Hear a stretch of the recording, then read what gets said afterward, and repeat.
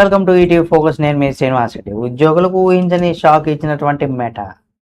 ఇంతటికి meta ఉద్యోగులకు ఊహించని shock ఏమి ఇచ్చిందనేది కూడా ఈ వీడియోలో మీకు తెలియజేస్తాను. తప్పనిసరిగా చూడండి ఈ వీడియోని. మన friends and family members share చేయండి, వారు కూడా జాగ్రత్త పడతారని కూడా చెప్పుకోవచ్చు.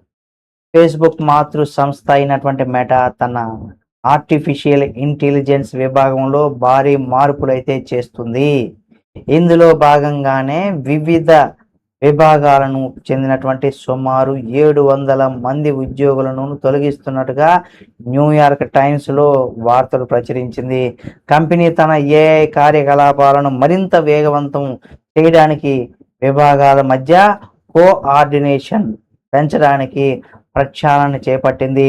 ఈ తొలగింపు ప్రధానంగా ఇన్ఫ్రాస్ట్రక్చర్, ఫండమెంటల్, ఏఐ రీసెర్చ్, ఇతర ప్రోడక్ట్ సంబంధించినటువంటి ఏఐ టీమ్స్ పైన ప్రభావం చూపాయి. ఒక రకమైనటువంటి పనులు చేసే టీమ్స్ ఎక్కువగా ఉండడం, అంటే ఒకే రకమైనటువంటి పని చేసేటువంటి టీమ్స్ ఎక్కువగా ఉండడం వల్ల ఈ నిర్ణయం తీసుకోవడంతో ఆలస్యం జరుగుతుందని కూడా, అందుకే సంస్థను మరింత క్రమబద్ధీకరించాలనే ఒక ఉద్దేశంతోనే మెటా నిర్ణయించిందట.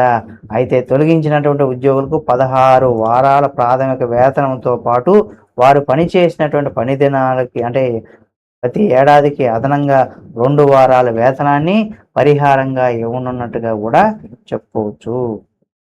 కాబట్టి ఈ రకంగా ఏఐ వచ్చిన తర్వాత ఎంతమంది అన్ఎంప్లాయీస్ వస్తున్నారు, మీకున్నటువంటి ఉద్యోగాన్ని మీరు జాగ్రత్తగా చేసుకోకపోతే మీకు మరింత సమస్య వచ్చేటువంటి అవకాశం ఉందని కూడా చెప్పుకోవచ్చు.